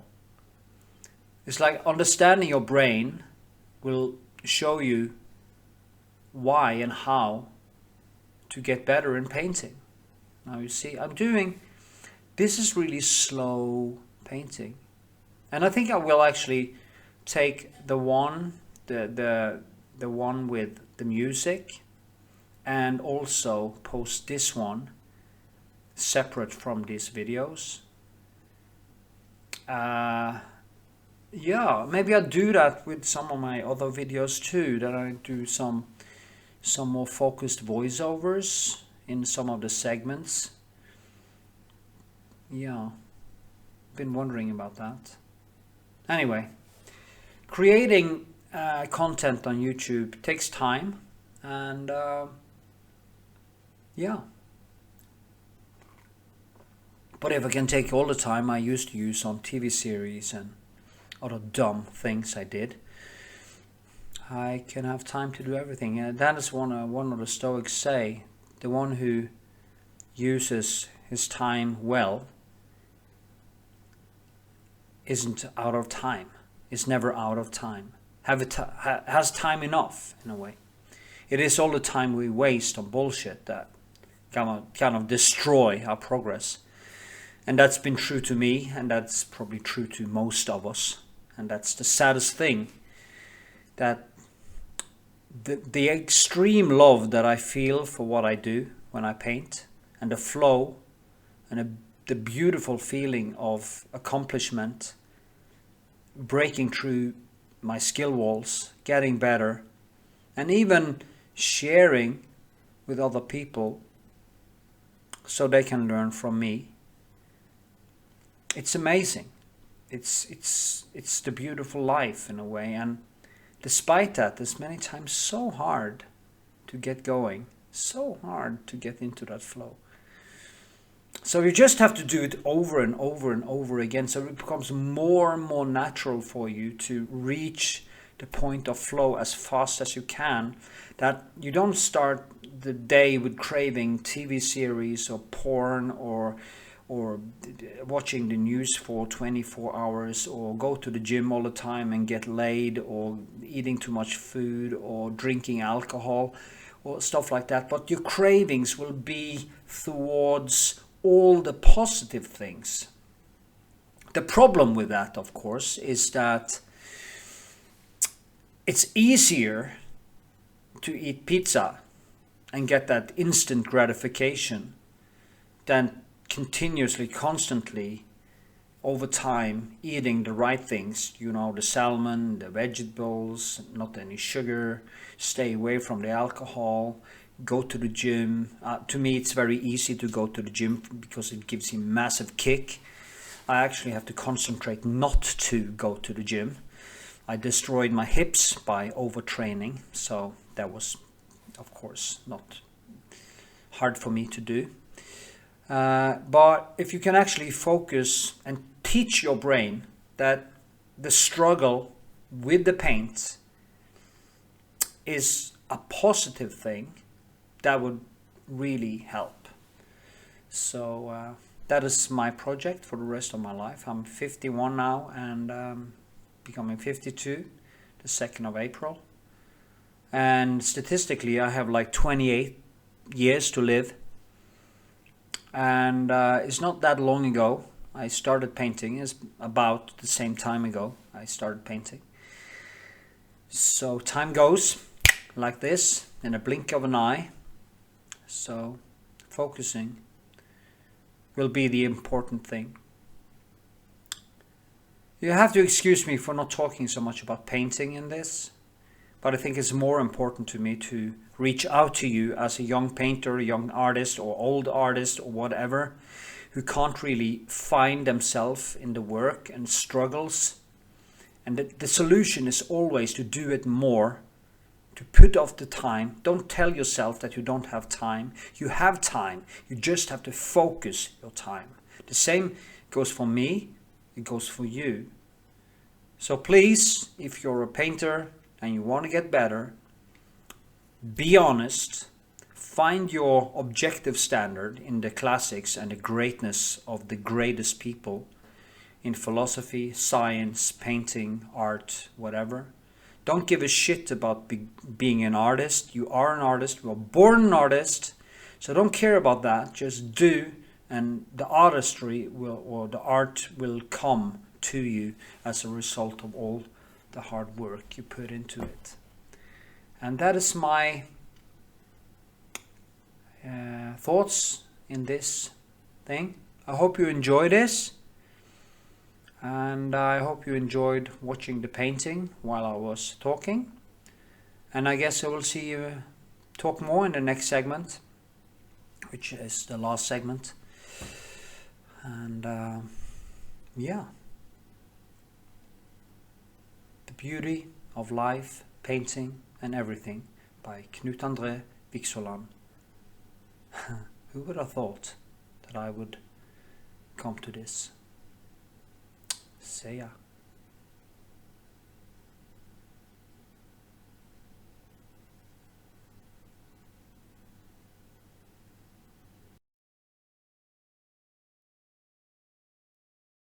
Okay, welcome to part 8. This is a 21-minute rant again. I'm probably stretching your patience here, but maybe you can learn something. In the last segment I was talking about basically why I paint and how to think, and maybe I talk a little bit more about painting in this last one. After this one there's also a segment where I paint and just talk and show you the painting, so you might want to see that. Yeah. A sip of my coffee, keep me going. See here, start to get into it soon. As you can see, I have done more detail.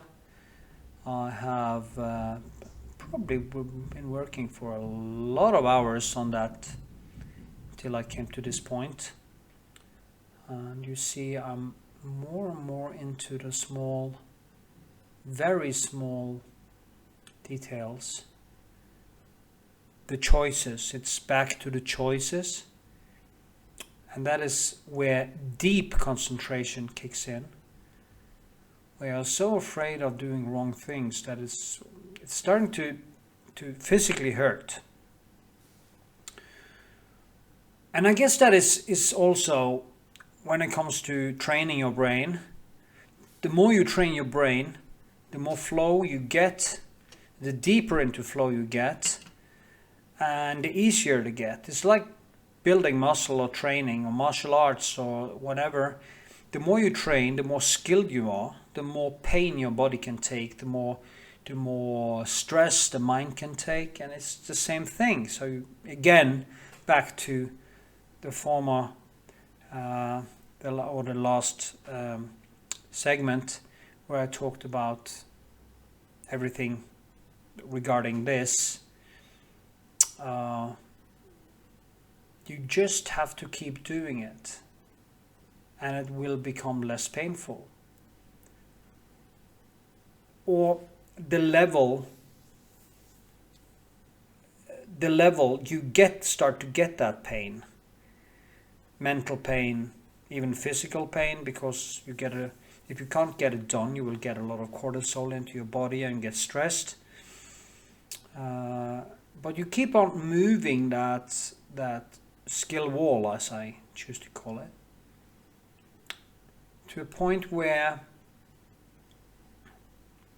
it doesn't hurt that much, but it hurts, but on a different level. So just keep on doing it. Do it.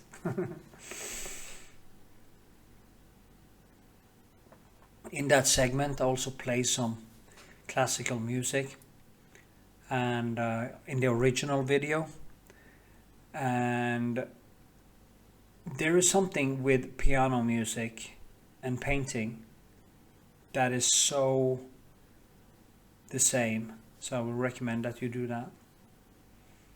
Rachmaninoff Third Piano Orchestra is brilliant to sketching, but also is trance music actually, or other kind of music that you like. So actually music, when you paint, will increase your motor skills. It will increase your capability to see shapes, your balance, and it kind of triggers the creative part of the brain. And the same happens during physical exercise too. And that is why I very often talk about painting as if it is a dance, or having sex, or training, or whatever, just on a different level. Now you see that small pencil, just try to get it right, and I'm picking up new things all the time, again and again and again.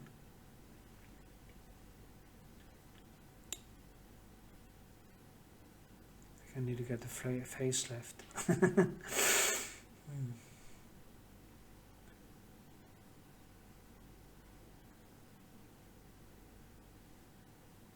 Yeah.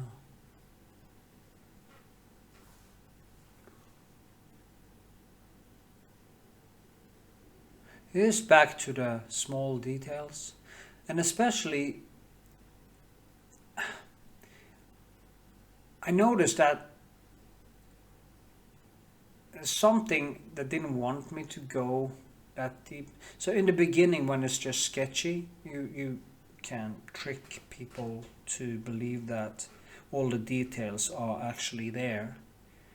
But when you cross over into the deeper detail, you start to actually see the problems, and you just have to go. Just have to keep going until the details are distinctive from each other in a way, without being stiff. And that is also the problem when you paint. It's so easy for it to stiffen up, and that is why it's very important to keep the shadows, especially the thing like this, the shadows and the bright areas, that you try not to use too many lines, and you try to get the different tones to almost come together, but then you just paint in a little bit of tone, so you enhance the light areas again and again and again. And the strange thing, yeah, like I did there now, you can actually see I just put not that much of a green or whatever I put in there, and then then the light from underneath there comes and hits from from underneath.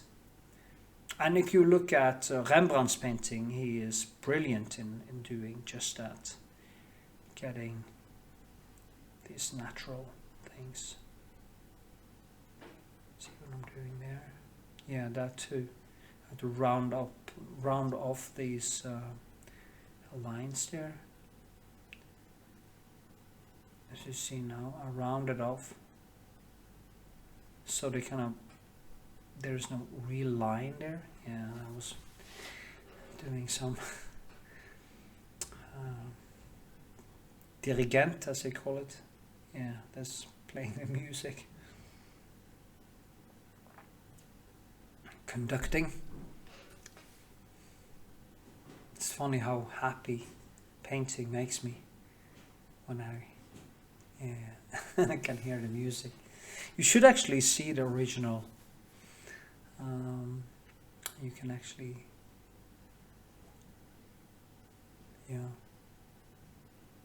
I'm posting on this channel. I'm gonna make a new channel, a backup channel, when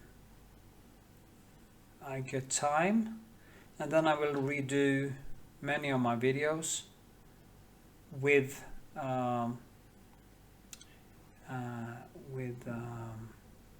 hyperlinks and stuff like that, because it's more easy for people to. I actually think I'm going to go in and put in hyperlinks on the original video that I just posted. I'm not sure. It's up now, but I have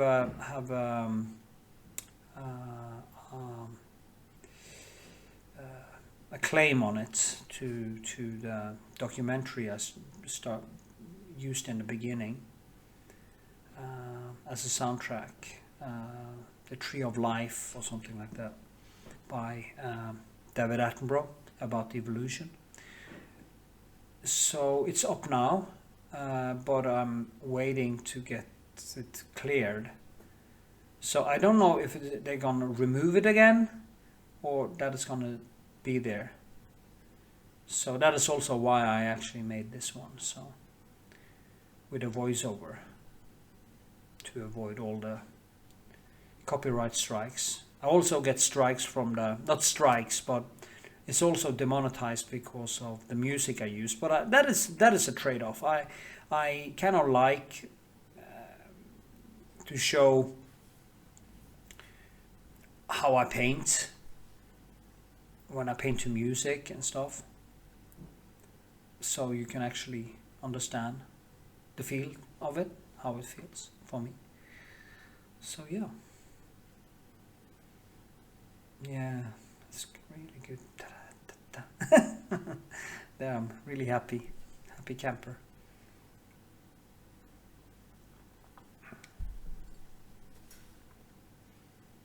Okay, that bottle is not that great, but I wish I painted it like 40.40 or maybe even bigger.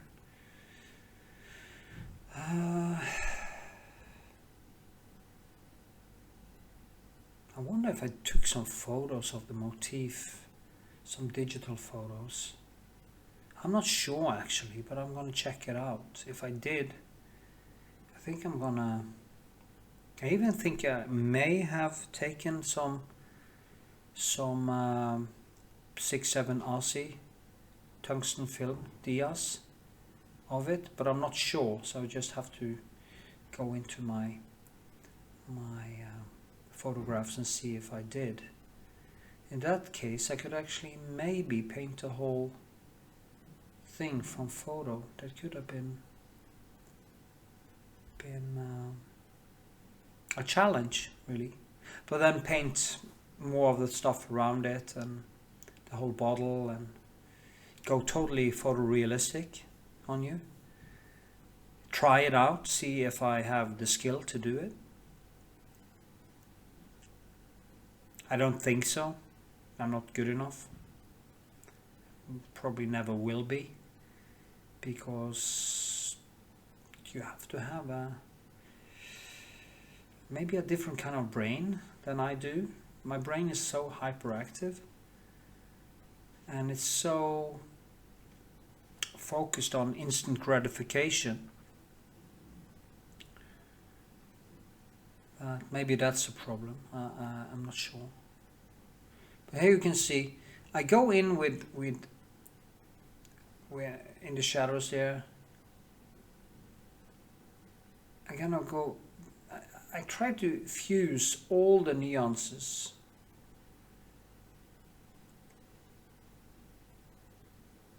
There you also see the shine in the painting is a problem from that angle, because when if I now paint down, hopefully I do that. I want to scream to myself there, actually say, hey, you need to do a different direction on that leaf because you get that shine. But that shine is probably not from the angle I'm painting, so I don't see it like I see it here. Yeah, I know, I don't, sadly. Working on the background again.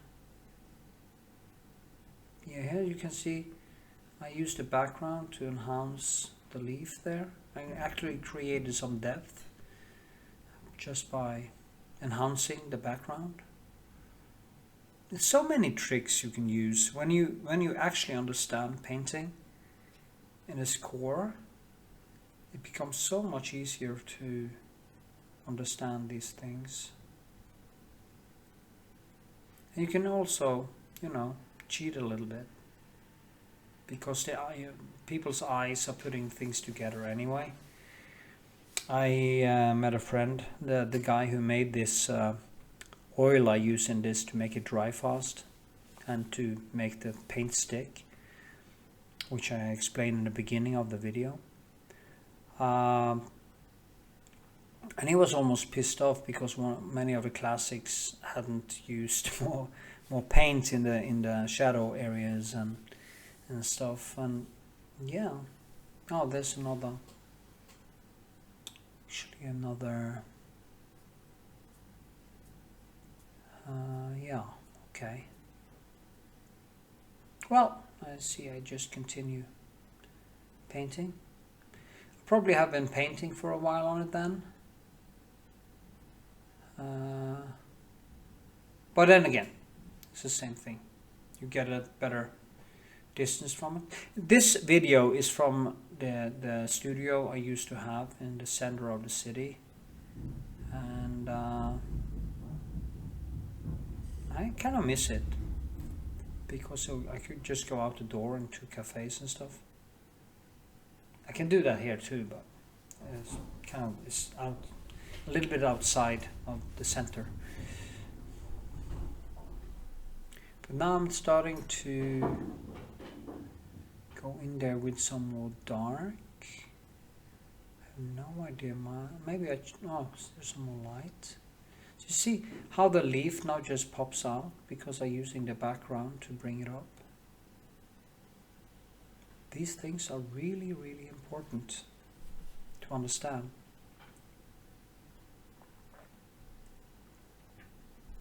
And there we go again. See? Now that is too dark, so I'm probably going to put in some reddish there. And then I kind of put the reddish into the tone.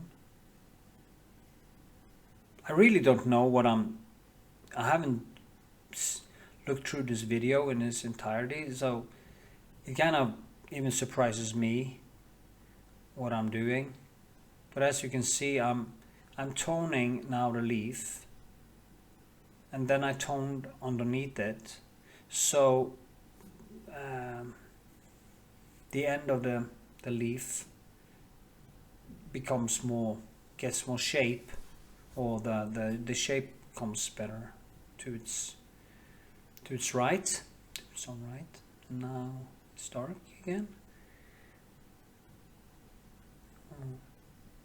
This oil paste he made was really silica, that was really good for this purpose. You haven't made any more of it actually lately. And he's also doing a lot of 3D and digital work. That's kind of sad, I think, because he's such a great painter.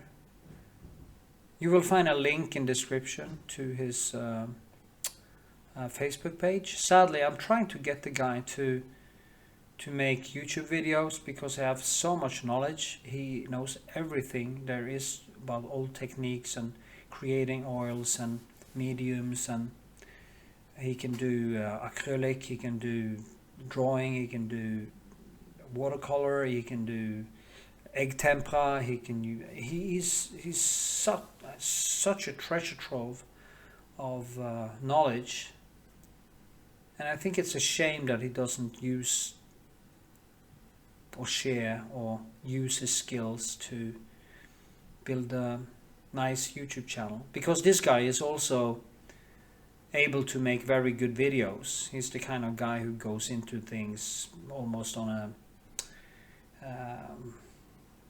you know, these people who has the Asperger syndrome. He doesn't have that, I think, but his focus is that strong. It's just very strong. And here I have definitely jumped. Sadly, it's a little bit out of focus, but you see that more details are in, and I've gotten way beyond where I was. Maybe this is the last one of the last touch-ups. Yeah, here we can see. It's just, then I go in the end, it's just almost, I feel like a surgeon when I do the last touches. It's what you would do if you're gonna make a cut with a very nice scar. You really have to focus. Or they're doing brain surgery with very small tools not to damage the surrounding cells or tissue. So that is what, and the choices I make becomes smaller and smaller. And yeah, you can use your fingers, it's no problem. Turner actually uses nails a lot. He was tales about Turner, how dirty he was, how dirty his hands was, because he was kind of digging into his paintings with his fingers. And that is love. That is when you know it is love, when he just goes rampage into them with his fingers, just digging into the paint, using his nails, knives, everything. So I'm very glad that I did my double hip replacement last year in 2019, because it's starting to become pretty painless now. My depressions are lifting, my brain is starting to work again, my memory is better, because when you're in a lot of pain, your memory just can't build memory, and you can't build new neurons, and it's very hard to become a better painter. But now I can start to feel that the force is coming back, and I'm looking forward to a creative future. If I should die now, it would be a shame, because I have so much I want to do. But then again, death solves all problems. A dead man doesn't have any problem. So in an objective sense, it wouldn't really matter. So anyway, I think we are coming to the end of the segment now. So I hope you enjoyed all of this, and that you listen to the next segment, that you also go to Patreon and sign up with $1 or $5. You can actually get your hands of a painting on this size if you do. So see you in the next video, and here's the Q&A. Not the Q&A, but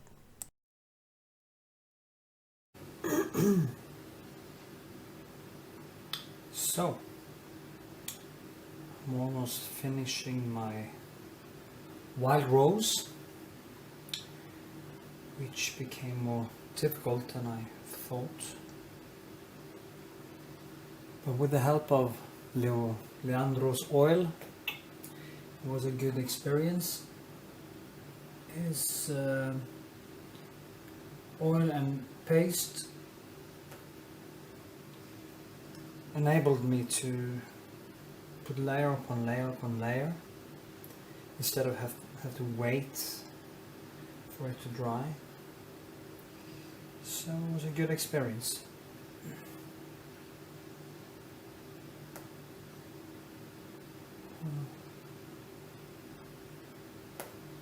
Now it's always difficult to know when to stop. That has always been one of my biggest problems, because I can't really decide what is good or bad, or yeah, basically when to stop.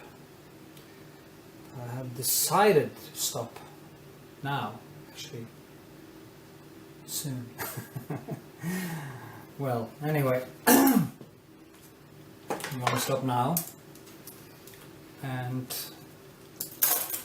post a video of this, and I hope you may learn something from it.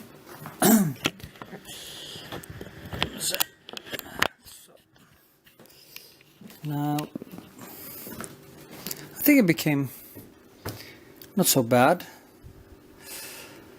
The problem is wild rose dies very fast, so it's kind of hard to finish it in time. Well, anyway, you've seen it now, so, and here am I. Well, anyway, thank you for watching. Yay, there we are. I guess you saw this video until the end, and hope you enjoyed it. I hope you also can press the Patreon button or the subscription button, or you can go watch some of my other videos.